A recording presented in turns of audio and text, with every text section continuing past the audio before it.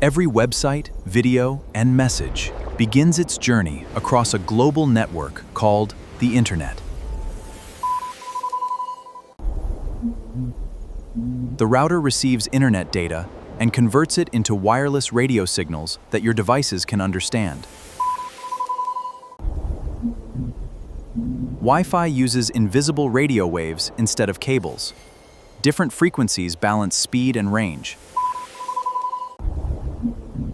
When you connect, your device authenticates with the router using encryption, keeping your connection secure. Every click becomes tiny packets of digital information. These packets travel to distant servers and return in milliseconds.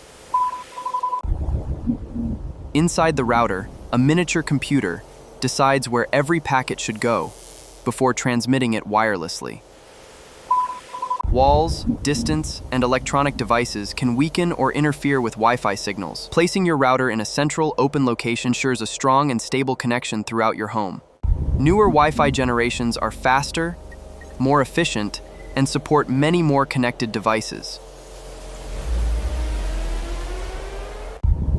Modern homes may have dozens of devices connected to the same Wi-Fi network at the same time.